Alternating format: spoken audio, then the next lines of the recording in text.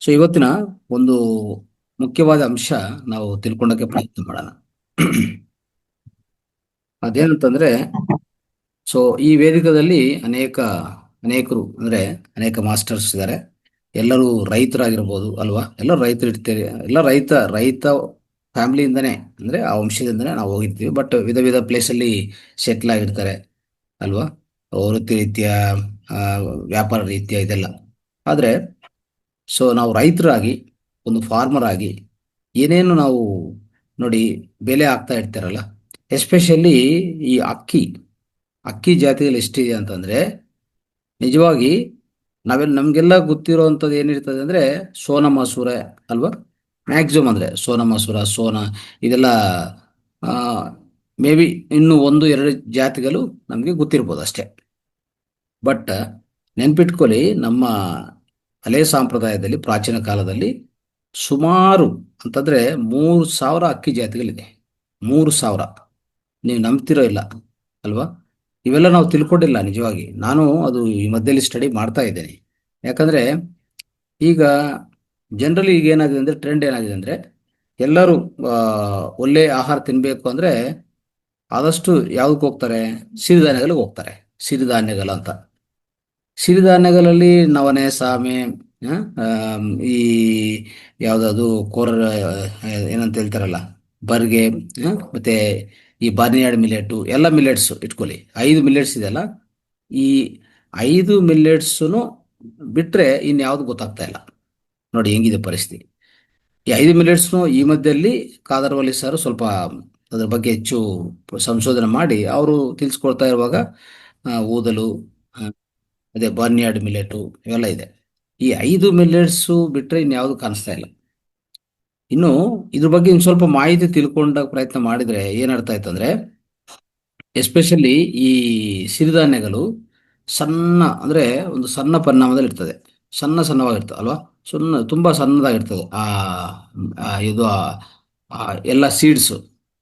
But ಇದೆಲ್ಲ ಹಳೆ ಕಾಲದಲ್ಲಿ ಏನ್ ಹೇಳ್ತಾರೆ ಅಂದ್ರೆ, ಹಳೆ ಕಾಲದಲ್ಲಿ ಯಾವ ತರ ಉಪಯೋಗಿಸ್ತಾ ಇದ್ರು ಅಂತ ನೋಡಿದ್ರೆ, ಅದೆಲ್ಲ ಅಂದ್ರೆ ಪಕ್ಷಿಗಳಿಗೆ ಬಿಡ್ತಾ ಇದ್ರು. ಈ ಪಕ್ಷಿಗಳು ಬರ್ತಾವಲ್ಲ, ಅದಕ್ಕೂ ಆಹಾರ ಬೇಕಲ್ಲ, ಅದಕ್ಕೂ ಬಿಡ್ತಾ ಇದ್ರು. ಬಟ್ ನಮ್ಮ ಪೂರ್ವಜರು ಏನ್ ತಿಂತಾ ಇದ್ರೆ, ವಿಧ ವಿಧ ವಿಧ ವಿಧ ಜಾತಿಗಳ ರೈಸ್, ಅಕ್ಕಿ ಜಾಸ್ತಿ ತಿಂತಾ ಇದ್ರು. ಅದ್ರಲ್ಲಿ ಜಾಸ್ತಿ ಇದೆ ವೆರೈಟೀಸ್. ಅಂದ್ರೆ ಸುಮಾರು ನಾನು ಇವತ್ತು ನನ್ನ ಹತ್ರ ಕಲೆಕ್ಟ್ ಮಾಡ್ಕೊಂಡಿದ್ದು, ನಾನು ಬೇರೆಯವ್ರ ಹತ್ರ, ಅಂದ್ರೆ ಆಂಧ್ರದಲ್ಲಿ ತುಂಬಾ ಬೆಳೀತಾ ಇದ್ದಾರೆ, ಮತ್ತೆ ಕರ್ನಾಟಕದಲ್ಲಿ ಮಾಡ್ತಾ ಇದ್ದಾರೆ.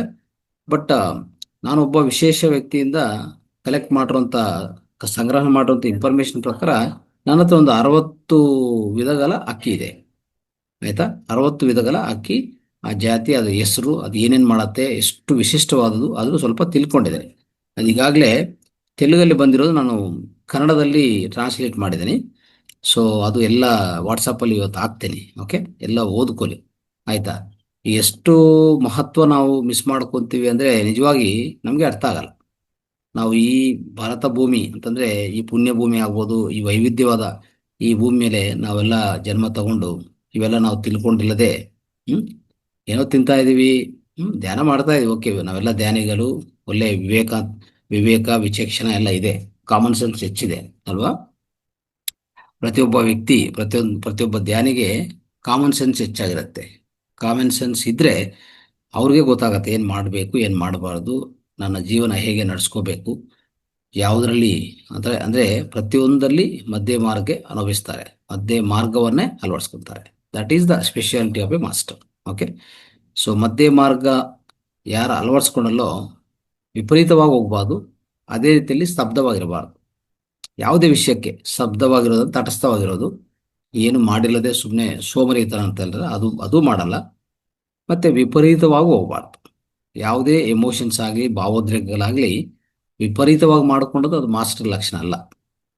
ಬಟ್ ನಾವು ನೋಡ್ತಾ ಇರ್ತೀವಿ, ಇದೇ ಲಕ್ಷಣಗಳು ಸಾಮಾನ್ಯ ಜನರ ಹತ್ರ ನೋಡ್ತೀವಿ ಅಲ್ವಾ?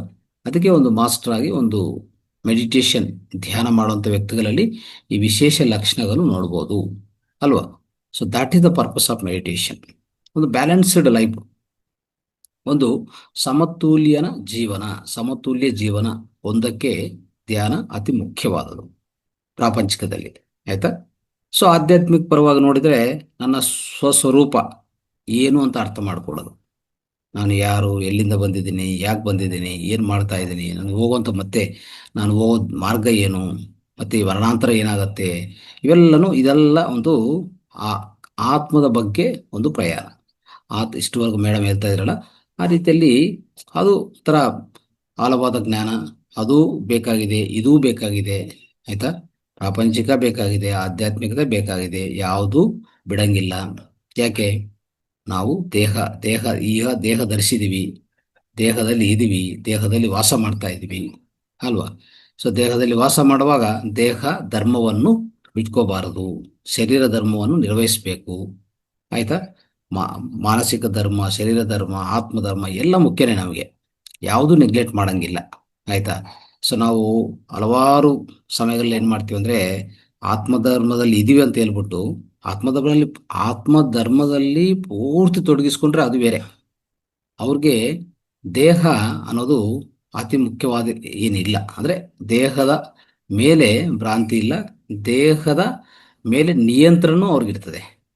ಈಗ ದೇಹವನ್ನು ಒಂಥರ ಶಕ್ತಿಯಾಗಿ ಪರಿವರ್ತನೆಗೊಳಿಸ್ಕೊಂಡು ಇಲ್ಲಿಂದ ಇನ್ನೊಂದು ಪ್ಲೇಸ್ಗೆ ಅವ್ರು ಮಾಯ ಆಗ್ತಾರೆ. ಆ ಸ್ಥಿತಿ ಎಷ್ಟು ಜನಕ್ಕೆ ಇರ್ತದೆ? ಆ ನಿಯಂತ್ರಣ ಎಷ್ಟು ಜನಕ್ಕೆ ಬಂದಿರ್ತದೆ? ಅತಿ ಕಡಿಮೆ ಅಲ್ವಾ? ಮೇ ಬಿ ಕೋಟ್ಯಾಂತರ ಜನ ನೋಡಿದ್ರೆ ಒಂದು ಇಬ್ಬರು ನಾಲ್ವರು 5 ಜನ 6 ಜನ ಇರ್ತಾರೆ ಅಷ್ಟೇ. ಸೊ ಆ ರೀತಿಯಲ್ಲಿ ಇರುವಾಗ ನಾವು ಆದಷ್ಟೇನೆಂದ್ರೆ ದೇಹ ಧರ್ಮ ಕಾಪಾಡಿಕೊಂಡು ಮನಸ್ಸಕ್ಕೂ ಬೇಕಾಗಿರುವಂತ ಮನಸ್ಸನ್ನು ಆನಂದವಾಗಿ ಇಟ್ಕೊಳ್ಳೋದು, ಆಹ್ಲಾದಕರವಾಗಿ ಇಟ್ಕೊಳ್ಳೋದು, ಅದನ್ನು ಸಮಾಧಾನವಾಗಿ ಇಟ್ಕೊಳ್ಳುವಂತ ಕೆಲಸಗಳು ಮಾಡುತ್ತಾ, ಅದಕ್ಕೆ ಬೇಕಾಗುವಂತ ಎಲ್ಲ ಅದಕ್ಕೇನೇ ಬೇಕಾಗಲಿ ಅಂತಂದ್ರೆ ರುಚಿ ಆಗಲಿ, ಒಂಥರ ಮ್ಯೂಸಿಕ್ ಆಗಲಿ, ಒಳ್ಳೆಯ ವಿಷಯಗಳು ಕೇಳಿಸ್ಕೊಳ್ಳೋದಾಗ್ಲಿ, ಇವೆಲ್ಲ ಅದು ಕೊಡ್ಬೇಕು. ಕೊಟ್ರೇನೆ ಅದು ಸಮಾಧಾನವಾಗಿರ್ತದೆ. ಅದು ಆವಾಗ ನಿಮ್ಮನ್ನು ಧ್ಯಾನಕ್ಕೆ ಹೋಗೋಕೆ ಬಿಡ್ತದೆ. ಅದು ಅದೇ ಗೊಂದಲದಲ್ಲಿದ್ರೆ ನಿಮ್ಮನ್ನು ಧ್ಯಾನಕ್ಕೆ ಹೋಗೋಕೆ ಹೇಗೆ ಬಿಡ್ತದೆ? ಅದು ಬಿಡಲ್ಲ. ಆ ರೀತಿಯಲ್ಲಿ ಮಾಸ್ಟರ್ಸ್ ಇಲ್ಲಿ ಇವೆಲ್ಲ ವಿಷಯಗಳಿದೆ. ಆದರೆ ಈ ಶರೀರ ಧರ್ಮಕ್ಕೆ, ಶರೀರ ವಿಷಯಕ್ಕೆ ಬಂದ್ರೆ ಇನ್ನು ಸ್ವಲ್ಪ ವಿಷಯಗಳು ನಾವು ತಿಳ್ಕೊಂತಾ ಇಲ್ಲ ಅಂತ ನನಗೆ ಅರ್ಥ ಆಗ್ತಾ ಇದೆ. ಅಂದ್ರೆ ಎಷ್ಟೋ ವಿಷಯಗಳು ನಾವು ನೆಗ್ಲೆಕ್ಟ್ ಮಾಡ್ತಾ ಇದೀವಿ. ನಮ್ಮ ಪ್ರಾಚೀನ ಕಾಲದಲ್ಲಿ ನಮ್ಮ ಋಷಿಮುನಿಗಳು ಹೇಳಿರುವಂಥ ವಿಷಯಗಳೇ ತುಂಬಾ ವಿಷಯಗಳು ನಾವು ತಿಳ್ಕೊಂಡೋಗಿ ಹೋಗಿಲ್ಲ. ನಮ್ಮ ನೋಡಿ, ಪೂರ್ವಜರು ಅವರು ಅಭ್ಯಾಸ ಮಾಡ್ತಾ ಇರೋಂಥ ವ್ಯವಸಾಯ ಅಂತ ತಿಳ್ಕೊಂಡೋಗಿ ಹೋದ್ರೆ ಎಷ್ಟು ಅಂತಂದ್ರೆ ಅಷ್ಟು ವಿಷಯಗಳಿದೆ, ಅಷ್ಟು ವಿಧಗಳ ಜಾತಿಗಳು, ಅಕ್ಕಿ ಜಾತಿಗಳು ತಗೊಳ್ಳಿ.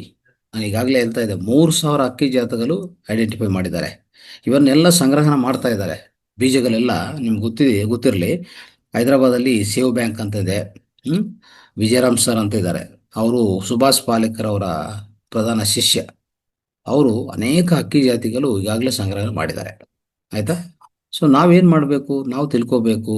ನಾವು ಅದೇ ಆ ಬೆಲೆ ಹಾಕ್ಬೇಕು.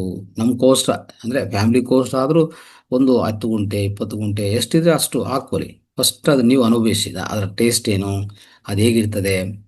ಈಗ ಅಂದ್ರೆ ಎಸ್ಪೆಷಲಿ ಸಿರಿಧಾನ್ಯಗಳು ಹಳೆಯ ಕಾಲದಲ್ಲಿ ಉಪಯೋಗಿಸ್ತಾರಂತ ವಿಧಾನ ಏನಪ್ಪಾ ಅಂದ್ರೆ, ಸಣ್ಣದಾಗಿರ್ತದಲ್ಲ ಪರಿಣಾಮ, ಅದು ಪಕ್ಷಿಗಳಿಗೆ ತುಂಬಾ ಒಳ್ಳೆ ಆಹಾರ. ಹೀಗೇನಾಗಿದೆ ಅಂದ್ರೆ, ನಮ್ಗೆ ವಿಧ ವಿಧ ಈ ಅಕ್ಕಿ ಜಾತಿಗಳು ಗೊತ್ತಿಲ್ವಲ್ಲ. ಅಟ್ಲೀಸ್ಟು ನೋಡಿ, ಸಜ್ಜೆ, ಆ, ಜವಾರ್ ಅದೆಲ್ಲ ಓಕೆ, ನಾವು ತಿನ್ಬೋದು, ಮನುಷ್ಯರು ತಿನ್ಬೋದು, ತೊಂದರೆ ಇಲ್ಲ. ಮತ್ತೆ ಜಂತುಗಳು ತಿಂತವೆ. ಬಟ್ ಪಕ್ಷಿಗಳಿಗೆ ಏನು ಸಣ್ಣದಾಗಿರ್ಬೇಕು ಅಲ್ವಾ? ಸಣ್ಣದಾಗಿ ಆ ಬೀಜ ಇದ್ರೆ ಟಕ್ ಟಕ್ ಅಂತ ತಿಂತವೆ ಅವು. ಆಹಾರ ಅದು ಅದಕ್ಕೆ. ಅದಕ್ಕೆ ಉಪಯೋಗಿಸ್ತಾರ ಆಹಾರ. ಈಗ ನಾವು ಉಪಯೋಗಿಸುವಂತ ಪರಿಸ್ಥಿತಿ ಬಂದ್ಬಿಟ್ಟಿದೆ, ನೋಡಿದ್ರ? ಯಾಕಂತಂದ್ರೆ ಇನ್ನು ಶ್ರೇಷ್ಠವಾದಂಥದ್ದು ಯಾವ್ದು ಸಿಕ್ಕಿಲ್ಲ. ಶ್ರೇಷ್ಠವಾದವೆಲ್ಲ ಬಿಟ್ಕೊಟ್ಟಿದೀವಿ. ಆಯ್ತಾ? ಶ್ರೇ ನೋಡಿ, ಮನುಷ್ಯರು ಪೂರ್ವಕಾಲದಲ್ಲಿ ನಮ್ಮ ಪೂರ್ವಜರು ಮಾಡ್ತಾ ಇರೋದು ವಿಧ ವಿಧ ಅಕ್ಕಿ ಜಾತಿಗಳಿತ್ತು. ಅದನ್ನೇ ವ್ಯವಸಾಯ ಮಾಡ್ತಾ ಇದ್ರು. ಅದು ಬೆಲೆ ಆಗ್ತಾ ಇದ್ರು, ಒಳ್ಳೆ ಪೈಸಲು ಬರ್ತಾ ಇತ್ತು. ಅದನ್ನೇ ಉಪಯೋಗಿಸ್ಕೊಂಡು ಅದನ್ನೇ ಬೇರೆಯವ್ರಿಗೆ ಮಾರಾಟ ಮಾಡೋದು. ಇದು ಪೂರ್ತಿ ನಾಶನ ಆಗಿದೆ. ಒಂದು ಅಗ್ರಿಕಲ್ಚರ್ ಯೂನಿವರ್ಸಿಟೀಸಿಂದ ಯಾವ ಅಕ್ಕಿ ಜಾತಿಗಳಿದೆ ಅವು ಕೊಡೋದು ಒಂದೋ ಎರಡೋ ಕೊಡ್ತಾರೆ. ಅದು ಹೈಬ್ರಿಡ್ ಬೀಜಗಳು ಕೊಟ್ಬಿಡ್ತಾರೆ. ಅದಕ್ಕೂ ಈ ಯಾವುದು ರಾಸಾಯನಿಕ ಗೊಬ್ಬರಗಳು ಹಾಕಿ ಹಾಕಿ ಹಾಕಿ ಹಾಕಿ ಅದನ್ನು ನಾಶ ಮಾಡಿರ್ತೀವಿ. ಅದು ಮನೆಗೆ ಬರುವಾಗ ಒಂಥರ ಅದು ಪಾಲಿಶ್ ರೈಸು, ಅದೇ ಹಂಗೆ ಅಂದ್ರೆ ಬಿಳಿಯಾಗಿರ್ಬೇಕು, ನೈಸ್ ಆಗಿರ್ಬೇಕು. ಅದು ನಮ್ಮ ಉದ್ದೇಶ, ನೋಡಿದ್ರೆ. ಇದೆಲ್ಲ ಮಾಡಿ ಮಾಡಿ ಹೇಗಾಗಿದೆ ಅಂದ್ರೆ ರೋಗಗಳು ಬರಲ್ಲ ಅಂದ್ರೆ ಯಾಕೆ ಬರಲ್ಲ ಹೇಳಿ. ನಾವು ರೋಗಗಳು ಬರಬಾರ್ದು ಒಂದು, ಹ್ಮ್? ರೋಗಗಳು ಬರ್ತಾ ಇದೆ ಅಂತ ಒಂದು ಕಡೆ ಕಂಪ್ಲೇಂಟ್, ಇನ್ನೊಂದು ಕಡೆ ಪೌಷ್ಟಿಕ ಆಹಾರ ಸಿಗ್ತಾ ಇಲ್ಲ ಅಲ್ವಾ? ಇನ್ನೊಂದು ಕಡೆ ಬಂದಿರೋ ರೋಗಗಳು ಹೋಗೋದೇ ಇಲ್ಲ. ಯಾಕಂದ್ರೆ ನಮ್ಗೆ ಗೊತ್ತಿಲ್ಲ ಏನ್ ತಿನ್ಬೇಕು ಗೊತ್ತಿಲ್ಲ ಅಂತ ಪರಿಸ್ಥಿತಿಯಲ್ಲಿ ನಾವು ಸಿಗಾಕೊಂಡಿದ್ವಿ. ನಮ್ಮ ಜ್ಞಾನ, ಅದಕ್ಕೆ ನಾನು ಹೇಳ್ತಾ ಇರ್ತೀನಿ ಯಾವಾಗ್ಲೂ, ಹ್ಮ್? ಸಣ್ಣ ವಯಸ್ಸಿಂದ ಮಕ್ಕಳಿಗೆ ಈ ಇದೆಲ್ಲ ಬೋಧಿಸ್ತಾ ಹೋಗ್ಬೇಕು. ಅರ್ಥ ಆಯ್ತಾ? ನಾವೆಲ್ಲ ಆ, ಬಹುಶಃ ಸ್ಕೂಲ್ಗಳಿಗೆ, ಕಾಲೇಜ್ಗಳಿಗೆ ಇದೆಲ್ಲ ಪ್ರಚಾರ ಮಾಡ್ಬೇಕಿಂತ ಜ್ಞಾನ. ಇಷ್ಟು ಹಕ್ಕಿಗಳಿತ್ತ ನಮ್ಗೆ ಆಶ್ಚರ್ಯ ಆಗತ್ತೆ. 3,000 ಅಂದ್ರೆ ಅಟ್ಲೀಸ್ಟ್ 200ನು ಸೇವ್ ಮಾಡಿ ಇಟ್ಟಿರ್ಬೋದು, ಅಷ್ಟು ಜಾತಿಗಳದ್ದು. ಆಯ್ತಾ? ಒಬ್ಬೊಬ್ಬ ರೈತರು ಅಂದ್ರೆ ಎಸ್ಪೆಷಲಿ ಸ್ವಲ್ಪ ಸ್ವಲ್ಪ ಮಟ್ಟಕ್ಕೆ ರೈತರು ಇದು ಸಂಗ್ರಹಣ ಮಾಡಿ ಇಟ್ಕೊಂಡಿದ್ದಾರೆ. ಅಂತ ಒಂದು ವ್ಯಕ್ತಿ ಹತ್ರ ನಾನು ಮಾತಾಡ್ತಿರುವಾಗ ನನ್ಗೆ ಗೊತ್ತಾಯ್ತು, ಇಷ್ಟು ಅಕ್ಕಿಗಳಿದೆ, ಇದನ್ನು ಅಟ್ಲೀಸ್ಟ್ ತರಿಸ್ಕೊಂಡು ನೀವು ಸೇವನೆ ಮಾಡೋಕ್ಕೆ ಪ್ರಯತ್ನ ಮಾಡಿ ಫಸ್ಟ್. ಆಮೇಲೆ ನಿಮಗೆ ಲೈಕ್ ಆದ್ರೆ ಅದನ್ನು ಬೆಳೆಯೋಕ್ಕೆ ಪ್ರಯತ್ನ ಮಾಡಿ. ಅವರೇ ಬೀಜಗಳು ಕೊಡ್ತಾರೆ, ತೊಂದರೆ ಇಲ್ಲ. ನಾನು ಅದಕ್ಕೆ ಬೇಕಾಗಿರೋಂಥ ಸಹಕಾರ, ಸಪೋರ್ಟ್ ಕೊಡಿಸ್ತೀನಿ. ಇಲ್ಲಿರುವಂಥ ಎಷ್ಟೋ ರೈತಗಳು ಇರ್ತಾರೆ. ಇನ್ನೊಂದು, ಇದೇನು ಸಾಮಾನ್ಯ ಅಲ್ಲ ಇದು. ಅಂದ್ರೆ ಖರ್ಚು ತುಂಬಾ ಕಡಿಮೆನೆ. ಒಂದು ಹಸು ಇರಬೇಕು, ಮನೇಲಿ ಹಸು ಇರಬೇಕು ಕಂಪಲ್ಸರಿ. ಹಸು ಅನ್ನೋದು, ಗೋ ಅನ್ನೋದು ಕಂಪಲ್ಸರಿ. ಆಯ್ತಾ? ಆ ಹಸು ಒಂದು ಇಟ್ಕೋಬೇಕು. ಒಂದು ಬೆಲೆ ಅಂದ್ರೆ, ನೀವು ವ್ಯವಸಾಯ ಭೂಮಿ ಅರ್ಧ ಎಕರೆ ಇದೆಯಾ, 1 ಎಕರೆ ಇದೆಯಾ, ನೋ ಪ್ರಾಬ್ಲಮ್, ಎಷ್ಟನೇ ಇರಲಿ. ಈ ಜಾತಿಗಳು ನಾನು ಏನೇನು ಹೇಳ್ತಾ ಹೋಗ್ತೇನೆ ಇವತ್ತು, ಫಸ್ಟ್ ಓದ್ತೀನಿ. ಹೆಸರುಗಳೇ ಸ್ವಲ್ಪ ತಿಳ್ಕೊಳಕ್ಕೆ ವಿಚಿತ್ರವಾಗಿರ್ತವೆ ಹೆಸರುಗಳು. ಆಮೇಲೆ ಒಂದೊಂದು ಒಂದು 8 10 ನಾನು ಎಕ್ಸ್ಪ್ಲೇನ್ ಮಾಡ್ತೀನಿ, ಅದರ ಉಪಯೋಗ ಏನು, ಅದು ಏನೇನು, ಆ ಜಾತಿ ಅಕ್ಕಿ ತಿಂದರೆ ಏನಾಗುತ್ತೆ ಏನು, ಇದೆಲ್ಲ ಸ್ವಲ್ಪ ಹೇಳ್ತೀನಿ. ಬೇಕಿದ್ದು ನಿಮಗೆ PDF ಕಳಿಸ್ತೀನಿ, ನೀವು ಓದ್ಕೋಬೇಕು ನಿಧಾನವಾಗಿ. ಅದನ್ನು ಯಾರ್ಯಾರು ಓದ್ಕೊಂಡು ಅರ್ಥ ಆಗಿ ನಾನು ಬಳಸ್ಕೊತೀನಿ ಅಂದರೆ ತರಿಸ್ಕೊಂಡು ಫಸ್ಟ್ ತಿನ್ನಿ. ಆಯ್ತಾ? ಫಸ್ಟ್ ಸೇವನೆ ಮಾಡಿ. ಸೆಕೆಂಡ್, ಅದು ಹೇಗೆ, ಇನ್ನೊಂದು, ಅದು ಮಾಡೋಂಥ ವಿಧಾನ ಅಷ್ಟೇ. ಅಷ್ಟು ಈಸಿಯಾಗಿ ಅಂದರೆ ಬಯಸೋದಲ್ಲ. ಸುಮ್ಮನೆ ಕುಕ್ಕರ್ ಇಡೋದು, ಅದ್ರ ಮೇಲೆ ರೈಸ್ ಹಾಕೋದು, ಒಂದು ಗ್ಲಾಸ್ಗೆ 2 ಗ್ಲಾಸ್ ನೀರು ಹಾಕೋದು, ಹಂಗೆ ಬಯಸೋದಲ್ಲ. ಅಷ್ಟು ಈಜಿ ಅಲ್ಲ. ಬಯಸೋ ಕರೆಕ್ಟ್ ವಿಧಾನ ಹೇಗಿರ್ಬೇಕಂದ್ರೆ, ನಿಮ್ಮ ಯಾವುದೋ ಅಂದರೆ ಹೇಳ್ತೀವಲ್ಲ ಬ್ರಾಸು, ಮತ್ತೆ ಮಡಿಕೆ, ಮಣ್ಣು ಮಡಿಕೆ, ಇಂಥವೆಲ್ಲ ಉಪಯೋಗಿಸ್ಕೊಂಡು ಬಯಸೋದು ತುಂಬ ಉತ್ತಮ. ನಾವೆಲ್ಲರೂ ಏನಂದರೆ ಇತ್ತೀಚಿನ ಸಮಯದಲ್ಲಿ ಪ್ರೆಷರ್ ಕುಕ್ಕರು, ಆಯಿತಾ, ಬಹುಶಃ ಅಲ್ಯೂಮಿನಿಯಂ ವೆಸಲ್ಸು, ಅಲ್ಯೂಮಿನಿಯಂ ಪಾತ್ರೆ, ಇವೆಲ್ಲನೂ ಅಸಿಡಿಟಿ ಕಾರಣ. ಯಾಕೆ ಇತ್ತೀಚಿನ ಸಮಯದಲ್ಲಿ ಎಲ್ಲರಿಗೂ ಅಸಿಡಿಟಿ ಗ್ಯಾಸ್? ನೋಡಿದ್ರೆ ಕಾರಣ ಎರಡೇ, ಮೂರು ಕಾರಣಗಳು. ಒಂದು ಅಲ್ಯೂಮಿನಿಯಂ ಪಾತ್ರೆಗಳಾಗಲಿ, ಎರಡನೇದು ಪ್ರೆಷರ್ ಕುಕ್ಕರ್ ಆಗಲಿ, ಅದು ಕಂಪಲ್ಸರಿ ಅಸಿಡಿಟಿ ಆಗೇ ಆಗ್ತದೆ. ನೀವೆಂಥ ಏನೇ ಒಳ್ಳೆ ರೈಸ್, ಯಾವ ಒಳ್ಳೆ ರೈಸ್ ಅಂದರೆ ಯಾವ ಸಿಗಲ್ಲ ಆಚೆ ಕಡೆ. ಬಹುಶಃ ಇದು ನೀವು ಸಣ್ಣದಾಗಿರ್ಬೇಕು, ಪಾಲಿಶ್ಡ್ ಆಗಿರಬೇಕು, ಸೋನಾ ಮಸೂರು, ಅದರ ಏನು ಸಿಗ್ತಾವಲ್ಲ, ಅದರಲ್ಲಿ 1 2 ಜಾತಿಗಳು ಸಿಗ್ಬೋದು ಅಷ್ಟೇ ನಿಮಗೆ. ಅಂಥವು ತಗೊಂಡು ಬಂದು ಪ್ರೆಷರ್ ಕುಕ್ಕರಲ್ಲಿ ಹಾಕಿ ನಾವು ಮಾಡ್ತೀವಲ್ಲ, ಅಸಿಡಿಟಿ ಕಂಪಲ್ಸರಿ. ಆಯ್ತಾ? ನೇರವಾಗಿ ಸ್ಟವ್ ಮೇಲೆ, ಗ್ಯಾಸ್ ಸ್ಟವ್ ಇರಲಿ, ನೇರವಾಗಿ ಪಾತ್ರದಲ್ಲಿ, ಆಯ್ತಾ, ನೀರು ಹಾಕಿ ಅದಕ್ಕೂ, ಇದು ಎಸ್ಪೆಷಲಿ ಈ ಅಕ್ಕಿ ಜಾತಿಗಳು, ನಮ್ಮ ಹಳೆ ಅಕ್ಕಿ ಜಾತಿಗಳು, ಪ್ರಾಚೀನದು, ಪೌಷ್ಟಿಕಕರ ಅಂತ ಇರುವಂತ ಈ ಅಕ್ಕಿ ಜಾತಿಗಳಿಗೆ ನೀರು ಹೆಂಗ್ ಹಾಕ್ತಾರೆ ಗೊತ್ತಾ? ಅವರು 1 ಕಪ್ಪಿಗೆ 8 ಕಪ್ ಹಾಕ್ತಾರೆ ನೀರು. ಅದು ಚೆನ್ನಾಗಿ ನೆನೆಸ್ಬೇಕು. ಇಡೀ 8 8 ಅವರ್ಸ್ ನೆನೆಸ್ತಾರೆ ನೀರಲ್ಲಿ. ಆ ನೀರನ್ನು ಹಾಗೆ ಅಂದ್ರೆ ಫಸ್ಟು ತೊಳಿಬೇಕು, ಸ್ವಲ್ಪ ಅದ್ರ ಮೇಲೆ ಕಸು ಇಸಿದ್ರೆ ಹೋಗುತ್ತೆ. ಆಮೇಲೆ ಅದನ್ನು ನೀರಲ್ಲಿ ನೆನ್ಸಕ್ಕೆ ಇಡಬೇಕಂದ್ರೆ 1 ಕಪ್ಪು ರೈಸ್ಗೆ, ಓಕೆ, ಈಗ ಹೇಳ್ತೀನಿ ನಾನು ಯಾವ ಜಾತಿಗಳು, ಅದರ ಹೆಸರುಗಳು. 1 ಕಪ್ ರೈಸ್ಗೆ 8 ಕಪ್ ನೀರು ಹಾಕಿ ನೋಡಿ. ಅದನ್ನು ಬಯಸುವಾಗ ಮಣ್ಣೆ ಮಡಿಕೆ, ಇಲ್ಲಾಂದ್ರೆ ಇನ್ನು ಬೇರೆ ಪಾತ್ರದಲ್ಲಿ, ಯಾವುದೇ ಪ್ರೆಷರ್ ಕುಕ್ಕರ್ ಇಲ್ಲ, ಆಯ್ತಾ, ಚೆನ್ನಾಗಿ ಬಯಸ್ತಾ ಹೋಗೋ ಅದು 8 ಕಪ್ಪದು ಆಲ್ಮೋಸ್ಟ್ 2 ಕಪ್ಪು ಗಂಜಿ ಥರ ಆಗ್ತದಲ್ಲ, ಅಲ್ಲಿವರೆಗೂ ಬರುವಾಗ ಇಟ್ಕೊಂಡು, ಅದು ಅನ್ನ, ಅದು ರೈಸ್ ಅಕ್ಕಿ ಸ್ವಲ್ಪ ನಿಮಗೆ ಬೇಕಾಗಿರುವಂಥ ಮೆತ್ತವಾಗಿ ಆಗಿದ್ರೆ ಸಾಕು. ಅವಾಗ ಇಮಿಡಿಯೇಟ್ ಸ್ವಿಚ್ ಆಫ್ ಮಾಡಿಕೊಂಡು, ಸ್ಟವ್ ಆಫ್ ಮಾಡಿಕೊಂಡು, ಅದನ್ನು ಗಂಜಿ ಒಂದು ಕಡೆ ಸಪ್ರೇಟ್ ಮಾಡಿ. ಆಯ್ತಾ?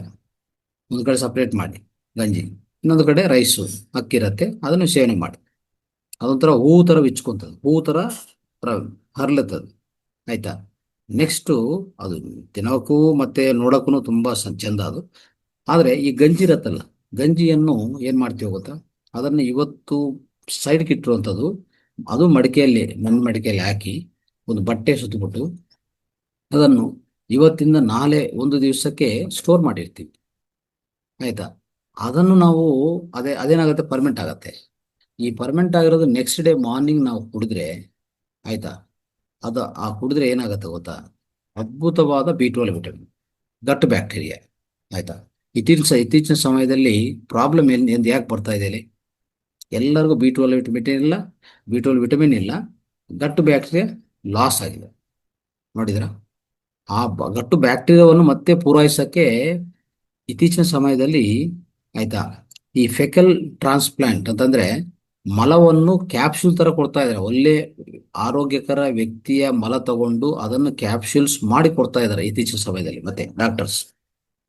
ಯಾಕಂದ್ರೆ ಕರ್ಲು ಒಳಗಡೆ, ಸಣ್ಣ ಕರ್ಲು ದೊಡ್ಡ ಕರ್ಲು ಒಳಗಡೆ ಇರಬೇಕಾಗಿರೋದು ಏನು ಗೊತ್ತಾ? ಒಳ್ಳೆ ಬ್ಯಾಕ್ಟೀರಿಯಾ. ನೆನ್ಪಿಟ್ಕೊಳ್ಳಿ. ಈಗ ನಾವು ಭೂಮಿ ತಗೊಂಡ್ರೆ ನೇಲ ಒಳಗಡೆ ಒಳ್ಳೆ ಸೂಕ್ಷ್ಮ ಕ್ರಿಮಿಗಳು ಇರಬೇಕಾ? ಇಲ್ಲ. ಅವೇ ವ್ಯವಸಾಯ ಮಾಡೋದು, ನಾವೆಲ್ಲ ವ್ಯವಸಾಯ ಮಾಡೋದು. ರೈತರು ವ್ಯವಸಾಯ ಮಾಡೋದಂತ ಏನಿಲ್ಲ. ಎಲ್ಲ ಸೂಕ್ಷ್ಮ ಕ್ರಿಮಿಗಳೇ ನಿಮ್ಮ ವ್ಯವಸಾಯ ಮಾಡೋದು. ನಿಜವಾದ ವ್ಯವಸಾಯದಾರ ಯಾರಪ್ಪ ಅಂದ್ರೆ ಅವರೇ. ಮತ್ತೆ ನಿಮ್ ಕೆಲಸ ಏನು, ನಮ್ಮ ಕೆಲಸ ಏನು? ಆಸ್ ವ್ಯವಸಾಯದಾರಾಗಿ, ಒಂದು ಫಾರ್ಮರ್ ಆಗಿ ನಮ್ಮ ಕೆಲಸ ಏನು ಗೊತ್ತಾ? ಜಸ್ಟ್ ಎಲ್ಲಾನು ವ್ಯವಸ್ಥೆ ಮಾಡೋದು, ಬಿಡೋದು ಅಷ್ಟೇ. ಅದನ್ನು ವ್ಯವಸಾಯ ಅಂದ್ರೇನೆ ಅದನ್ನ ಎಲ್ಲಾನು ರೆಡಿ ಮಾಡಿ ಏನೇನ್ ಬೇಕೋ ಬೀಜಗಳು ಬಿತ್ತೋದು ಅಲ್ವಾ? ಓಕೆ, ಈ ತರ ಎಲ್ಲ ಏನೇನ್ ಬೇಕೋ ಮಾಡಿ ಇಡೋದೇ ನಮ್ಮ ಧರ್ಮ, ಇನ್ನೇನಿಲ್ಲ. ಮಿಕ್ಕಿದೆಲ್ಲ ನಿಮ್ಮ ಭೂಮಿ ಸಾರವಂತವಾಗಿದ್ರೆ ಎಲ್ಲ ಕೆಲಸ ಅದೇ ಮಾಡುತ್ತೆ. ಯಾವುದೇ ರಾಸಾಯನಿಕ ಗೊಬ್ಬರಗಳು ಆಗಬಾರದು. ಇದೆ, ಅದು ಸಿಂಪಡ ಮಾಡೋದಾಗ್ಲಿ, ರಾಸಾಯನಿಕ ಗೊಬ್ಬರಗಳಾಗ್ಲಿ ಯಾವುದು ಇಲ್ಲೇ ಇಲ್ಲ. ಬಹುಶಃ ಸೂಕ್ಷ್ಮ ಕ್ರಿಮಿಗಳು ಕಮ್ಮಿ ಆಗಿರ್ತದೆ ಈಗಾಗಲೇ ರಾಸಾಯನಿಕ ವ್ಯವಸಾಯ ಮಾಡಿ ಮಾಡಿ ಮಾಡಿ. ನೀವೇನ್ ಮಾಡ್ಬೇಕು ಅವಾಗ ಅಂದ್ರೆ, ಜೀವಾಮೃತ ಮಾಡಿ ಅದನ್ನು ಬಳಸ್ಕೊಳ್ಳಿ, ಚೆನ್ನಾಗಿ ಬಳಸ್ಕೊಳ್ಳಿ. ಇಡೀ ವ್ಯವಸಾಯ ಭೂಮಿಯಲ್ಲಿ ಈ ಜೀವಾಮೃತ ಪದೇ ಪದೇ ಬಳಸ್ತಾ ಇದ್ರೆ ಒಳಗಡೆ ಸೂಕ್ಷ್ಮ ಕ್ರಿಮಿಗಳು ಹೆಚ್ಚಾಗತ್ತೆ. ಆಯ್ತಾ? ಆರ್ತುವಾಂಶ ಇವೆಲ್ಲ ಹೆಚ್ಚಾಗತ್ತೆ. ಇರಬೇಕು, ಅವೆಲ್ಲ ಇರಬೇಕು. ಅವೇ ಆ ಖನಿಜಗಳು ಅಂತಂದ್ರೆ ಲವಣಗಳು ಕೊಡೋದು ಯಾವುದಕ್ಕೆ ನೋಡಿ? ಪೊಟ್ಯಾಷಿಯಂ, ನೈಟ್ರೋಜನ್, ಆಯ್ತಾ, ಪೊಟ್ಯಾಷಿಯಂ KPN ಅಂತ ಹೇಳ್ತೀವಲ್ಲ, ಪೊಟ್ಯಾಷಿಯಂ, ನೈಟ್ರೋಜನ್, ಫಾಸ್ಫರಸ್, ಈ ಮೂರು ಬೇಕು. ಪ್ರತಿ ಸಸ್ಯಕ್ಕೆ ಈ ಮೂರು ಬೇಕು, ನೆನ್ಪಿಟ್ಕೊಳ್ಳಿ. ಅದೆಲ್ಲ ಕೊಡೋದು ಯಾವ್ದಪ್ಪ ಅಂತಂದ್ರೆ, ಅದು ಕೊಡೋದು ಭೂಮಿಯಲ್ಲಿ ಇರುವಂತ ಸೂಕ್ಷ್ಮ ಕ್ರಿಮಿಗಳೇ ಕೊಡೋದು, ನಾವೆಲ್ಲ ಕೊಡೋದು. ನೀವು ಆಚೆ ಕಡೆಯಿಂದ ಕೊಡೋದೇನು ಬೇಕಾಗಿ. ಎರಡನೇದು ನೀರಾಂಶ ಬೇಕಲ್ಲ. ನೀರಾಂಶ ನೀವು ಅನ್ಕೋಬಹುದು ಏನಂತ, ಅದು ಅಂದ್ರೆ ಬೇರುಗಳಿಂದ ತಗೊಂತದ ಇಲ್ಲ, ವಾತಾವರಣದಿಂದ ತಗೊಂತದೆ. ನೋಡಿದ್ರ? ವಾತಾವರಣದಿಂದ ನೀರಾಂಶವನ್ನು ತಗೊಂತದೆ, ಸೂರ್ಯರಶ್ಮಿಯನ್ನು ತಗೊಂತದೆ ಸಸ್ಯ. ನೋಡಿದ್ರ?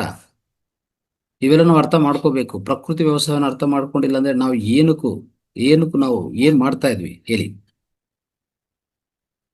ನಾವೆಲ್ಲರೂ ಏನ್ ಮಾಡಕ್ ಬಂದಿದೀವಿ? ನಾವೆಲ್ಲ ಇನ್ನು ಎಸ್ಪೆಷಲಿ ಧ್ಯಾನಿಗಳಾಗಿ, ಮಾಸ್ಟರ್ಸ್ ಆಗಿ ಇನ್ನೂ ನಮ್ಮಲ್ಲಿ ಹೆಚ್ಚಿನ ವಿಜ್ಞಾನ ಇರಬೇಕು ಇದ್ರ ಬಗ್ಗೆ. ಯಾಕಂದ್ರೆ ಭೂಮಿಯನ್ನು ಕಾಪಾಡಿಕೊಂಡ್ರೆ ಗೋಮಾತ ಇದ್ರೆ ಗೋಮಾತ ಆರೋಗ್ಯವಾಗಿ ಇಟ್ಕೊಂಡ್ರೆ ಭೂಮಾತ ಆರೋಗ್ಯವಾಗಿರ್ತದೆ.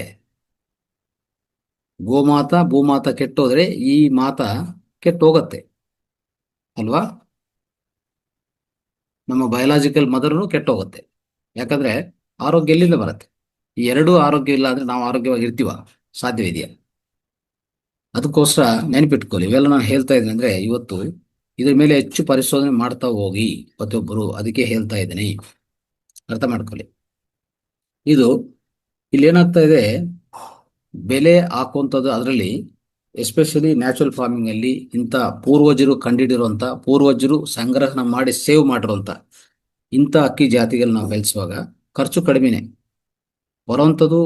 ಒಂದು ಎಕರೆಕ್ಕೆ 15 ಕ್ವಿಂಟ 20 ಕ್ವಿಂಟ, ಇನ್ನು ಸ್ವಲ್ಪ ಜಾತಿಗಳಿದೆ ಹೆಚ್ಚು ಬರುತ್ತೆ.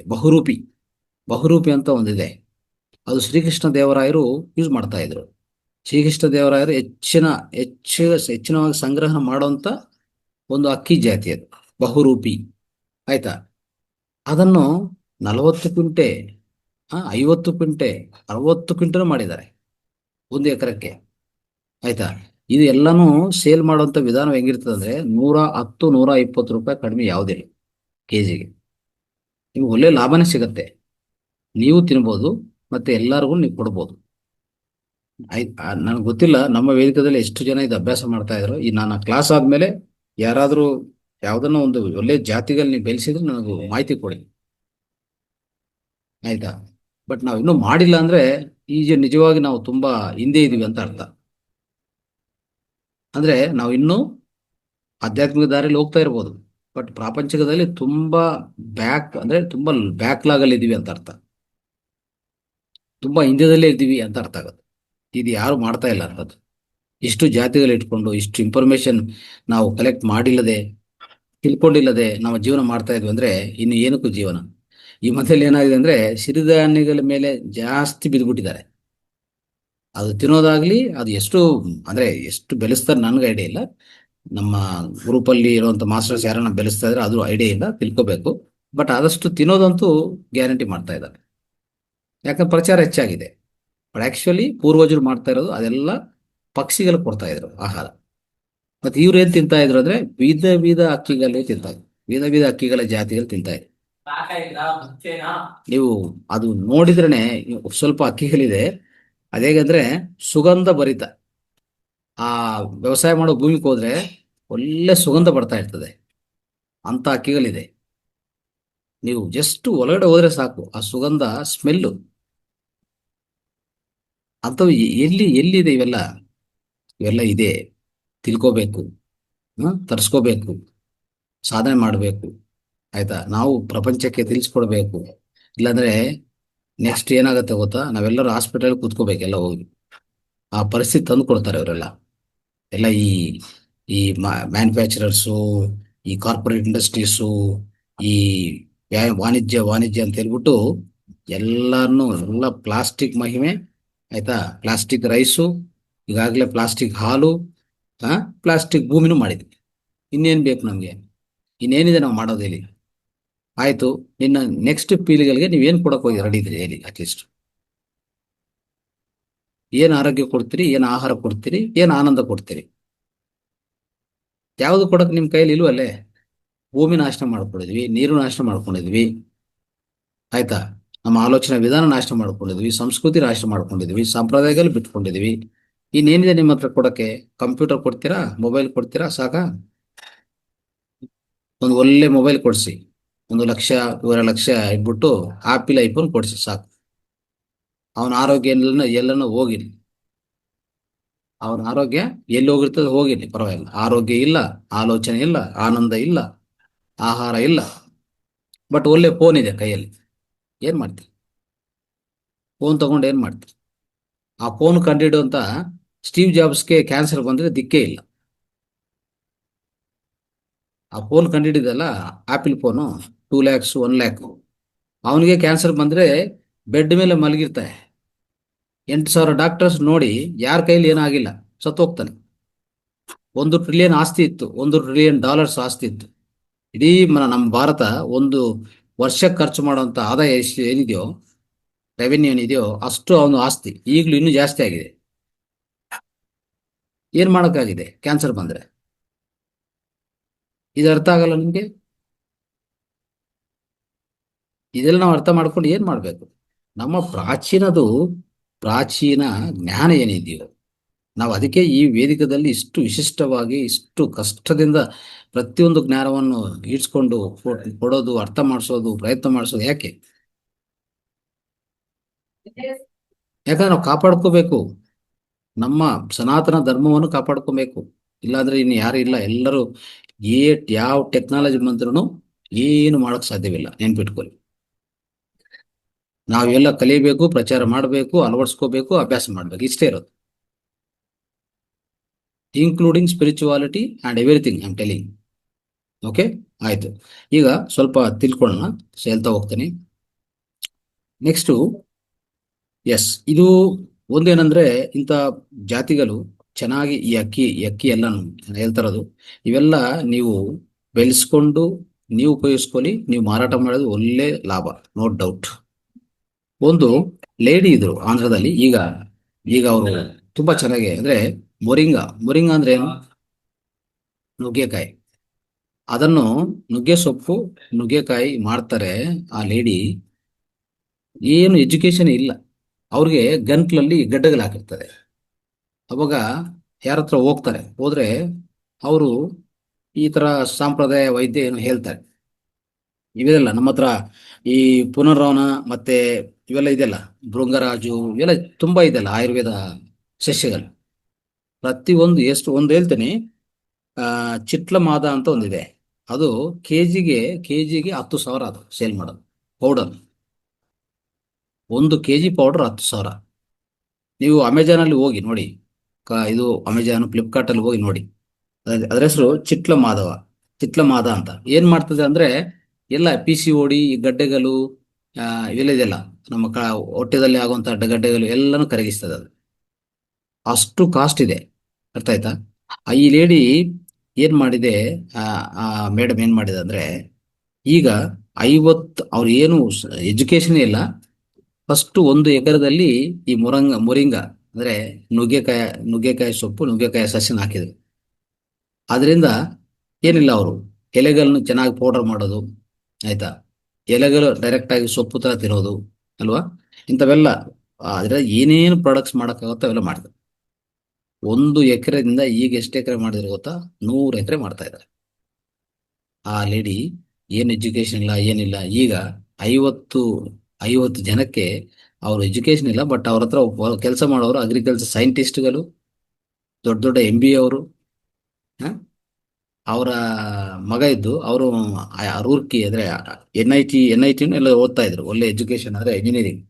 ಅವ್ರ ಎಜುಕೇಶನ್ ಆದ್ಮೇಲೆ ಅವ್ರನ್ನೂ ಸಹ ಕರ್ಸ್ಕೊಂಡು ಇಲ್ಲೇ ಇಟ್ಕೊಂಡಿದ್ದಾರೆ. ಆ ಟೈಮಲ್ಲಿ ಅವ್ರ ಹಸ್ಬೆಂಡ್ ಹೇಳ್ತಾ ಇದ್ದ ಅಂತ, ಅವನಿಗೂ ಜಾಬ್ ಕೊಟ್ಟಿಲ್ಲದೆ ನೀವು ಈ ತರ ಮಾಡ್ಬಿಟ್ರಿ, ಅವನ ಜೀವನ ಹಾಳು ಮಾಡಿದ್ರಿ ಅಂತ. ಈಗ ಅವ್ರ ಹಸ್ಬೆಂಡೇ ಹೇಳ್ತಾರೆ ಒಳ್ಳೆ ಕೆಲಸ ಆಯ್ತು ಅಂತ. ಯಾಕಂದ್ರೆ ಅವನೇ ಈಗ ಮಾರ್ಕೆಟಿಂಗ್ ಅಲ್ಲಿ ನೋಡ್ತಾನೆ. ಈ ಅಮ್ಮ ಆ, ಆ, ವ್ಯವಸಾಯ ಆತರ ಅಲ್ಲಿ ಹೋಗೋದು, ವ್ಯವಸಾಯ ಕ್ಷೇತ್ರ ಆಗ್ಬಿಟ್ಟಿದೆ ಈಗ. ಈಗ 100 ಎಕರೆ ಹಾಕಿದ್ದಾರೆ. ಅವರೆಲ್ಲ ಕ್ಲಾಸಸ್ ಕೊಡ್ತಾರೆ. ಆಯ್ತಾ? ಕ್ಲಾಸಸ್ ಕೊಡ್ತಾರೆ. ಅಲ್ಲಿ ಹೋದ್ರೆ ಇದೆಲ್ಲಿ ಒಂಗೋಲ್ ಡಿಸ್ಟಿಕ್ ಎಲ್ಲ ಇದೆ ನಮ್ಮ ಆಂಧ್ರದಲ್ಲಿ. ಅಲ್ಲಿ ಈಗ ಅವರು ಅದ್ಭುತವಾದ ರೀತಿಯಲ್ಲಿ ಈಗ ನೋಡಿ, ಸೋಲಾರ್ ಡ್ರೈಯರ್ಸ್ ಅಂತ ವಿಧ ವಿಧ ತರಿಸ್ಕೊಂಡು ವೇಗವಂತವಾಗಿ ಮಾಡಿ ಎಲ್ಲ ಕಡೆ ಮಾರ್ಕೆಟಿಂಗ್ ಅಂದ್ರೆ ಎಲ್ಲ ಕಡೆ ಕಲಿಸ್ತಾರೆ ಅವರು. ಆಯ್ತಾ? ಎಷ್ಟೋ ಕಂಪನಿಗಳು ಇನ್ನು ಅವ್ರಿಗೆ ಎಷ್ಟು ಡಿಮ್ಯಾಂಡ್ ಅಂದ್ರೆ, ಈ ಪುನರ್ವ ಇದೆಯಲ್ಲ, ಅದೊಂದು ಔಷಧ. ಮತ್ತೆ ಮಂದಾರ ಅಂತ ಒಂದು, ಭೃಂಗರಾಜ ಅಂತ ಒಂದು, ಇವೆಲ್ಲನೂ ಸಹ ಅವೆಲ್ಲ ಅಂತರ ಪಂಟಗಳು. ಅಂತರ ಪಂಟಗಳು ಅಂದ್ರೆ ಈ ಮೇನ್ ಬೆಲೆ ಇರ್ತದಲ್ಲ, ಅಂತರ ಬೆಲೆಗಳು. ಮೇನ್ ಈ ಮೇನ್ ಬೆಲೆಗಳು ಏನಿದೆಯೋ ಅದರಲ್ಲಿ ಅಂತರ ಬೆಲೆಗಳು ಹಾಕ್ತಾರೆ. ಆಯ್ತಾ? ಹಾಕಿ ಅವನ್ನು ಸಹ ಸಪ್ರೇಟ್ ಸೇಲ್ ಮಾಡ್ತಾರೆ. ಅದನ್ನು ಪೌಡರ್ ಮಾಡೋದು ಎಲ್ಲ. ಇದರಿಂದ ಎಷ್ಟು ಸಂಪಾದನೆ ಇದೆ ನೋಡಿ. ಈಗ ಕೋಟ್ಯಾಂತರ ಟರ್ನ್ ಓವರ್ ಮಾಡ್ಕೊಂತ ಹೋಗ್ತಾ ಇದ್ದಾರೆ. ಈ ರೀತಿಯಲ್ಲಿ ಸ್ನೇಹಿತರೆ, ನಾವು ಏನೇ ಇದ್ರೂ ಸಾಧನೆ ಮಾಡಬೇಕು. ಇವೆಲ್ಲ ಈ ಇತ್ತೀಚಿನ ಸಮಯದಲ್ಲಿ ಇನ್ನೂ ಹೆಚ್ಚಾಗ್ತಾ ಇದೆ ಡಿಮ್ಯಾಂಡ್. ಯಾಕಂದ್ರೆ ರೋಗಗಳು ಏನು ಹೋಗ್ತಾ ಇಲ್ಲ. ಅಲೋಪತಿಯಲ್ಲಿ ಏನು ಆಗೋದಿಲ್ಲ ಅಂತ ಎಲ್ಲರಿಗೂ ಗೊತ್ತಾಗ್ತಾ ಇದೆ. ಆಯ್ತಾ? ಎಲ್ಲರೂ ಈ ಕಡೆ ಬರ್ತಾರೆ.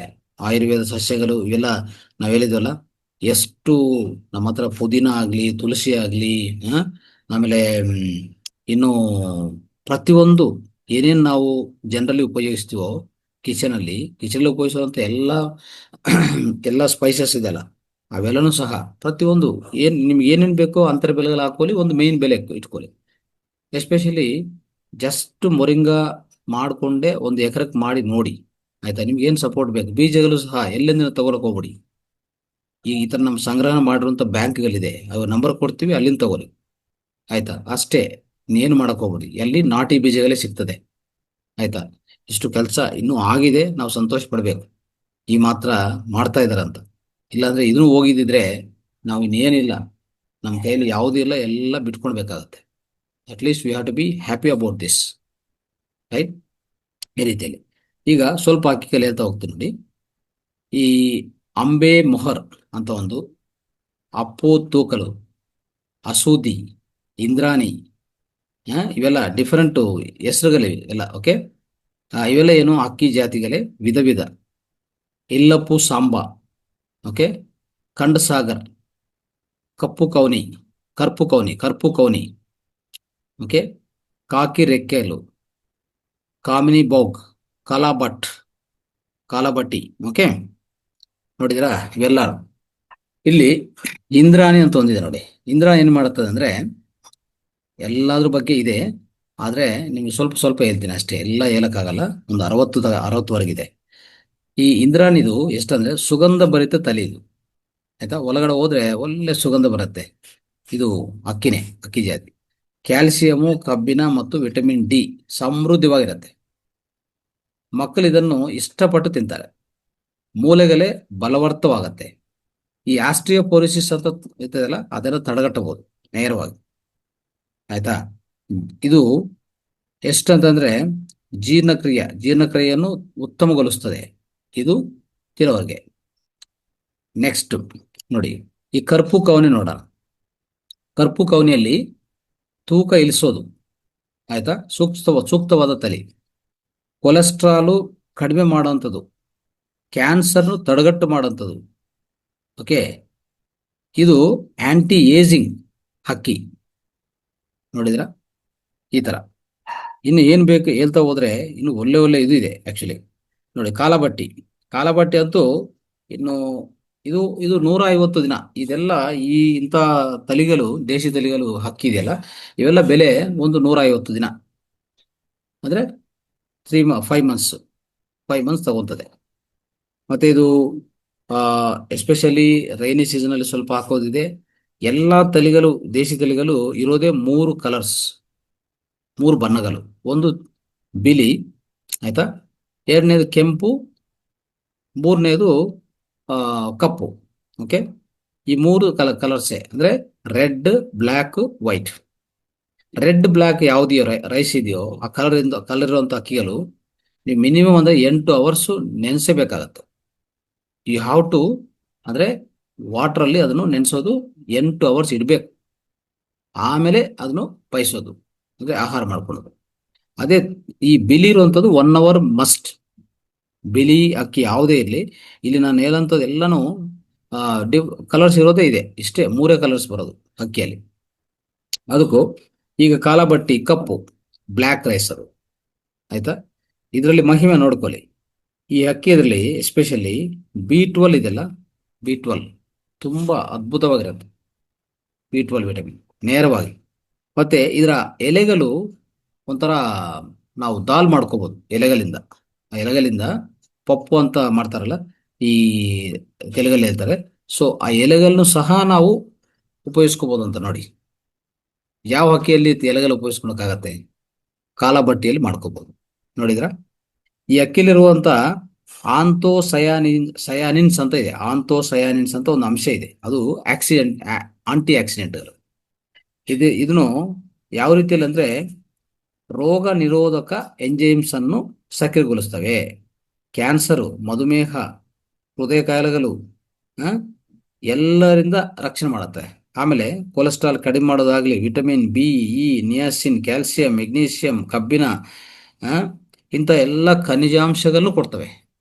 ನೋಡಿದ್ರ, ಸೊ ಇಂಥ ಅದ್ಭುತವಾದ ಇದು ಇದು ಅಂದ್ರೆ ಕಾಲಬಟ್ಟಿ ತುಂಬಾ ಟೇಸ್ಟ್ ಇರ್ತದೆ. ಇದನ್ನು ಕಾಲಬಟ್ಟಿಯನ್ನು ನೀವು ಮಾಡ್ಬೋದು, ಅದನ್ನು ನೀವು ಬೆಲೆ ಹಾಕ್ಬೋದು. ಆಯ್ತಾ. ನೆಕ್ಸ್ಟ್ ಕುಲಾಕರ್. ಕುಲಾಕರ್ ಕುಲಾಕರು ಸಹ ನೋಡ್ಕೊಳ್ಳಿ. ಇತ್ತೀಚಿನ ಸಮಯದಲ್ಲಿ ಮಹಿಳೆಯರಿಗೆ ಬರ್ತಾ ಇರೋಂಥ PCOD, ಇದು ಅದು ಗಡ್ಡೆಗಳು ಎಲ್ಲಾನು ಕರಗಿಸ್ತದೆ. ಆಮೇಲೆ ಎಸ್ಪೆಷಲಿ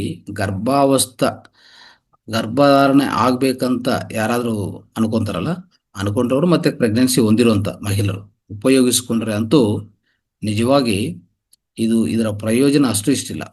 ಸುಖ ಪ್ರಸವ, ಆಮೇಲೆ ಯಾವುದೇ ನೀವು ಸಪ್ಲಿಮೆಂಟ್ ತಗೊಂಡೋದಕ್ಕೆ ಇದು ಯಾವ್ದು ಕ್ಯಾಲ್ಸಿಯಂ ಅದು ಇದು ಯಾವುದು ಬೇಕಾಗಿಲ್ಲ. ಅಷ್ಟು ಚೆನ್ನಾಗಿ ಕೆಲಸ ಮಾಡುತ್ತೆ. ಆಯ್ತಾ. ಮಕ್ಕಳು ಹುಟ್ಟಿರೋರಿಗೆ ಜ್ಞಾಪಕ ಶಕ್ತಿಯನ್ನು ಹೆಚ್ಚಿರುತ್ತೆ. ಇದರಲ್ಲಿ manganese, vitamin B6, calcium, protein, carbohydrates, potassium, fibre ಎಲ್ಲ ಹೇರಳವಾಗಿರುತ್ತೆ. ನೋಡಿದ್ರ, ಇದು ಎಸ್ಪೆಷಲಿ ಮಹಿಳೆಯರು, ಓಕೆ, ತುಂಬಾ ಜನ ಎಲ್ಲೆಲ್ಲಿಂದನೋ ಅಂದ್ರೆ ಬೇರೆ ಬೇರೆ ಬೇರೆ ಬೇರೆ ಪ್ರದೇಶಗಳಿಂದ ತರಿಸ್ಕೊಂಡು ತಿಂತಾರೆ. ಯಾರಾದರೂ ಪ್ರೆಗ್ನೆನ್ಸಿ ಬಂದಿದೆ ಅಂದರೆ ತಕ್ಷಣ ಮಾಡಬೇಕಾಗಿರೋದು ಈ ಕುಲಾಕರ್. ಕುಲಾಕರ್ ಕೊಡ್ತಾ ಹೋದ್ರೆ ನಿಜವಾಗಿ, ಮತ್ತೆ ಇಷ್ಟು ಅಂದರೆ ಇವೆಲ್ಲ ನಮ್ಮ ಪೂರ್ವಜರು ತಿಂತಾ ಇರೋಂಥ ರೈಸೇ. ನಾವು ಮಿಲ್ಲೆಟ್ಸ್ ತಿಂದಿಲ್ಲ ಜಾಸ್ತಿ, ನೆನ್ಪಿಟ್ಕೊಳ್ಳಿ. ಮಿಲ್ಲೆಟ್ಸಲ್ಲಿ ಸಜ್ಜೆ, ಬಹುಶಃ ಜೋವಾರ್, ಈ ಎರಡು ಪರವಾಗಿಲ್ಲ. ಓಕೆ, ಇದನ್ನು ನಾವು ಬಳಸ್ಕೊಂಡಿದ್ದಾರೆ ನಮ್ಮ ಪೂರ್ವಜರು, ಒಂಥರ ರೋಟಿ ಗೀಟಿ ಅದೆಲ್ಲ. ಬಟ್ ಮಿಲ್ಲೆಟ್ಸ್ ಅನ್ನೋದು ತಿಂದಿರೋದಲ್ಲ. ಮಿಲ್ಲೆಟ್ಸ್ ಎಲ್ಲ ಏನಂದರೆ ಪಕ್ಷಿಗಳಿಗೆ ಆಹಾರವಾಗಿ ಬಿಡ್ತಾ ಇದ್ರು, ಆಯಿತಾ. ತಿಂದಿರೋದು ಈ ನೋಡಿ ಇಷ್ಟೆಲ್ಲ ವಿಧಗಳ ಅಕ್ಕಿಗಳು. ಸೊ ಈ ಕುಲಾಕರ್ ಫ್ರೆಂಡ್ಸ್, ಇದು ನೆನ್ಪಿಟ್ಕೊಳ್ಳಿ, ಅದ್ಭುತವಾದ ತಳಿ. ಇದನ್ನು ಪ್ರೆಗ್ನೆನ್ಸಿ ಬಂದಿರೋರು ಕೊಡಲೇಬೇಕು, ಅಂತ ಅದ್ಭುತ ಇದು. ಓಕೆ, ಸೊ ಅವ್ರಿಗೆ ತುಂಬ ರಕ್ಷಣೆ ಮಾಡುತ್ತೆ, ಯಾವುದೇ ಕಾಯಿಲೆಗಳು ಬರೋದಿಲ್ಲ ಡ್ಯೂರಿಂಗ್ ಪ್ರೆಗ್ನೆನ್ಸಿ ಆದಿ ಡೆಲಿವರಿ ಆಗೋವರೆಗೂ. ಡೆಲಿವರಿ ಆಗಿದ ಮೇಲೆ ಹೇಳ್ತೀನಿ, ಅವರು ಬೇಬಿ 3 kg 3.5 kg ಮಿನಿಮಮ್ ಇರ್ತಾರೆ, ಈ ತಳಿ ಆಹಾರವನ್ನು ತಿಂದಿರೋಂಥ ವ್ಯಕ್ತಿಗಳು ನೋಡ್ತಾ ಇರ್ತೀವಿ ನಾವು. ಸೊ ಆ ರೀತಿಯಲ್ಲಿ. ಓಕೆ, ಸೊ ನೆಕ್ಸ್ಟು ಇದೆ, ಸುಮಾರಿದೆ. ಸನ್ನಾಲು, ಗಂಧಸಾಲೆ, ಗುರುಮಟ್ಟಿಯ, ಮತ್ತೆ ಘನಿ, ಚಿಟ್ಟಿ ಮುತ್ಯಾಲು, ತುಳಸಿ ಬಾಸು, ತೈವಾನ್ ಬ್ಲ್ಯಾಕು, ಒಂದು ಎರಡಲ್ಲ ಇದೆಲ್ಲ. ಕುಂಕುಮಶಾಲಿ, ಆಯ್ತಾ. ಸೊ ಇದು ನೋಡಿ, ಒಂದು ಕುಜಿ ವಾಟಿಲಿಯ ಅಂತಿದೆ, ಕುಜಿ ಪಾಟಲಿಯ ಅಂತ. ಓಕೆ, ಇದು ಕ್ಯಾಲರಿಗಳು ಮತ್ತು ಗ್ಲೂಕೋಸ್ ಮಟ್ಟವನ್ನು ಕಡಿಮೆ ಮಾಡುತ್ತೆ, ರೋಗ ನಿರೋಧಕ ಶಕ್ತಿಯನ್ನು ಹೆಚ್ಚು ಮಾಡುತ್ತೆ. ನೋಡಿದ್ರ. ಇನ್ನು ಸ್ವಲ್ಪ ತಳಿಗಳಿದೆ, ಹೇಳ್ತೀನಿ. ನವಾರ, ಈ ನವಾರ ರೈಸ್ ನೋಡಿ, ಇದು ಕೆಂಪಾಗಿರುತ್ತೆ, ರೆಡ್ ರೈಸ್. ಇದು ನೋಡಿದ್ರೆ ಮಧುಮೇಹ ನಿಯಂತ್ರಣಕ್ಕೆ ನೇರವಾಗಿ ಕೆಲಸ ಮಾಡುತ್ತೆ.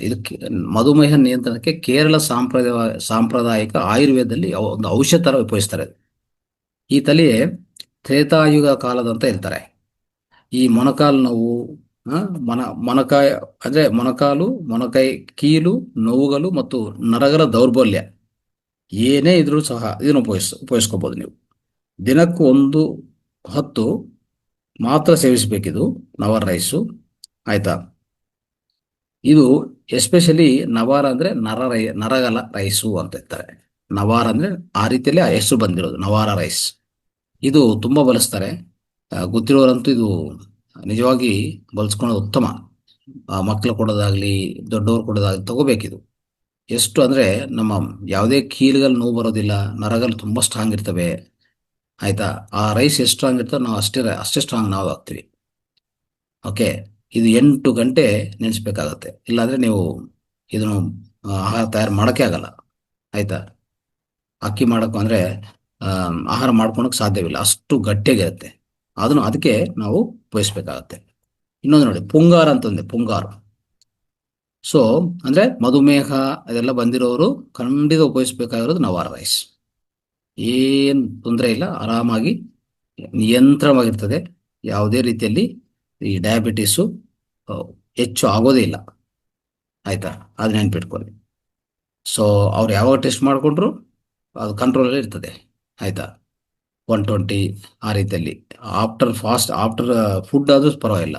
ಓಕೆ, ಜಾಸ್ತಿ 120 150 ಅದಕ್ಕಿಂತ ಜಾಸ್ತಿ ಹೋಗೋದಿಲ್ಲ. ನೆಕ್ಸ್ಟ್ ಪುಂಗಾರ್ ಅನ್ನೋದು ನೋಡಿ, ಇದು ಏನಂತಂದ್ರೆ ಎಲ್ಲನೂ ಈ ತಳಿಗಳೆಲ್ಲ ಜಾಸ್ತಿ ತಮಿಳ್ನಾಡಲ್ಲಿ ಈಗಲೂ ತುಂಬಾ ಚೆನ್ನಾಗಿ ಬಳಸ್ತಾರೆ ಅವರು. ತಮಿಳ್ನಾಡು ನೋಡಿದ್ರೆ ವಿಶಿಷ್ಟವಾದಂಥ ಈ ತಳಿಗಳೆಲ್ಲ ಅಲ್ಲಿ ಉಪಯೋಗಿಸ್ತಾರೆ. ಈ ಪುಂಗಾರ್ ಅನ್ನೋದು, ಪೂಂಗ್ ಅಂದ್ರೆ ಮಹಿಳಾ ಅಂತ ಅರ್ಥ ತಮಿಳಲ್ಲಿ, ಆಯ್ತಾ. ಅದಕ್ಕೆ ಈ ಪುಂಗಾರನ್ನು ಕೆಂಪಿರುತ್ತೆ. ಇದು ಗರ್ಭಾವಸ್ಥೆ ಸಮಯದಲ್ಲಿ ಸೇವಿಸಬೇಕಾಗಿರುವಂಥ ಅತಿ ಅದ್ಭುತವಾದ ತಳಿ ಅಕ್ಕಿ. ಸುಖ ಪ್ರಸವಕ್ಕೆ ಸಹಾಯ ಮಾಡುತ್ತೆ. ಇನ್ ಕೇಸ್ ಬಾಣಂತಿಯರಲ್ಲಿ ಅಂದರೆ ಆಫ್ಟರ್ ಡೆಲಿವರಿ ಸಹ ಎದೆ ಹಾಲಿನ ಉತ್ಪಾದನವನ್ನು ಹೆಚ್ಚು ಮಾಡುತ್ತೆ, ಆಯ್ತಾ. ಹಸಿವನ್ನು ಒಂಥರ ಪ್ರಚೋದಿಸ್ತದೆ ಮತ್ತು ದೇಹಕ್ಕೆ ಶಕ್ತಿಯನ್ನು ನೀಡುತ್ತೆ. ಇದು ಈ ತಳಿ ಪುಂಗಾರ್. ಖಂಡಿತ ಡೆಲಿವರ್ ಆದಮೇಲೆ, ಡೆಲಿವರಿಗೆ ಮುಂಚೆನೂ ಅದಕ್ಕೆ ಯಾವುದೇ ತಳಿ ನೀವು ತಿಂತಾ ಇದ್ರು ನೀವು ಬರೋದೇ ಒಳ್ಳೆ ಅದ್ಭುತವಾದ ಉಪಯೋಗ ನಮ್ಮ ದೇಸಿ ತಳಿ ಅಕ್ಕಿಗಳು. ನೋಡಿ, ಬಹುರೂಪಿ ಅಂತಂದಿದೆ. ಇದು ಕ್ಯಾಲ್ಸಿಯಂ ಮತ್ತು ಕಬ್ಬಿನಾಂಶವು ತುಂಬ ಹೆಚ್ಚಾಗಿರುತ್ತೆ ಮೊಣಕಾಲು ನೋವುಗಳನ್ನು ಕಡಿಮೆ ಮಾಡೋದಾಗ್ಲಿ ಸಹಾಯ ಮಾಡುತ್ತೆ. ಈ ಅಕ್ಕಿಯನ್ನು ಶ್ರೀಕೃಷ್ಣ ದೇವರಾಯರು ಕೂಡ ಸೇವಿಸ್ತಾ ಇದ್ರು, ಹೆಚ್ಚಾಗಿ ಸೇವಿಸ್ತಾ ಇದ್ರು. ಇದು ಎಸ್ಪೆಷಲಿ ಇದು ತುಂಬಾ ಫೇಮಸ್. ಇದು ಬಿಳಿ ಅಂದ್ರೆ ವೈಟ್ ಆಗಿರತ್ತೆ, ಬಹುರೂಪಿ, ನೆನ್ಪಿಟ್ಕೊಳ್ಳಿ. ಆಯ್ತಾ? ಇದು ಇನ್ನೊಂದು ಹೇಳ್ತೀನಿ ನಾನು. ಮ- ಮಾಪಿಲೆ ಸಾಂಬಾ, ಇದು ಕೇಳಿರ್ಬೋದು ನೀವು, ಮಾಪಿಲೆ ಸಾಂಬಾ. ಇದು ಕೆಂಪು. ಇದು ಅಷ್ಟೇ ಇದು ತಮಿಳ್ ವರ್ಡ್ ಇದೆ, ಆಕ್ಚುಲಿ ತಮಿಳ್ ಪದ. ಮಾಪಿಲ್ಲೈ ಅಂತಂದ್ರೆ ಫ್ರೆಶ್ ಆಗಿ ಆಗ್ಲೇ ಮದುವಾಗಿರುವಂತ ವಧುವರಗಳು ಅಂತಂದ್ರೆ ಹಸ್ಬೆಂಡ್ ವೈಫ್, ದಂಪತಿಗಳು. ಈ ದಂಪತಿಗಳಿಗೆ ವಿಶೇಷವಾದ, ಓಕೆ, ವಿಶೇಷವಾದ ತಳಿ ಅಂತಂದ್ರೆ ದಂಪತಿಗಳಿಗೆ ಇದು ತುಂಬಾ ಮುಖ್ಯ. ಅವರಲ್ಲಿ ಮಾಂಸಖಂಡಗಳಾಗ್ಲಿ, ಧಾತು, ಪುಷ್ಟಿ ಮತ್ತು ವೀರ್ಯ ಇದೆಲ್ಲನೂ ವೃದ್ಧಿ ಮಾಡುತ್ತೆ. ಆಯ್ತಾ?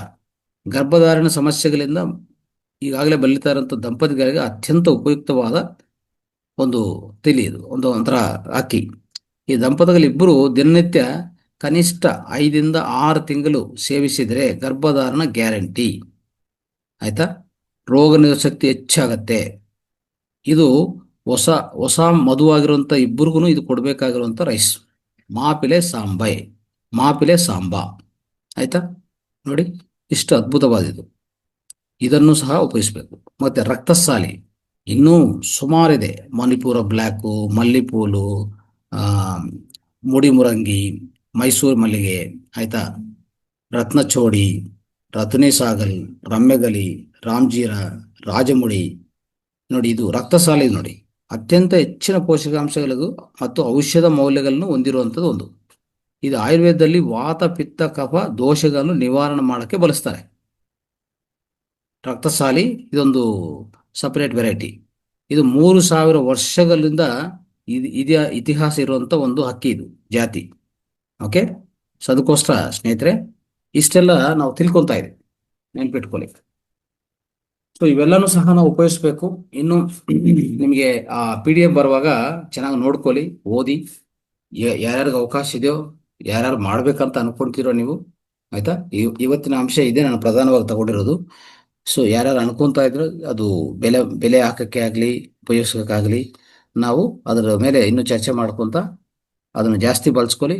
ನೀವು ಬೆಲೆ ಹಾಕಿರೋದು ಪೈಸಲು ಬಂದ ಮೇಲೆ ನಮ್ಮ ವೇದಿಕೆಯಲ್ಲಿರುವಂಥ ಮಾಸ್ಟರ್ಸ್ಗೆ ನೀವು ಇಂಥದ್ದು ನನ್ನ ಹತ್ರ ಇದೆ, ಓಕೆ, ಮಾರ್ಕೆಟ್ ರೇಟ್ ಏನು ಸಿಗ್ತಾ ಇದೆ ಅದರಿಂದ ಒಂದು 10 ರೂಪಾಯಿ ಬೇಕಂದ್ರೆ ಕಡಿಮೆ ಮಾಡಿ ಸೇಲ್ ಮಾಡಿ, ಪರವಾಗಿಲ್ಲ. ಆಯ್ತಾ? ಎಸ್, ಥ್ಯಾಂಕ್ ಯು, ಧನ್ಯವಾದಗಳು.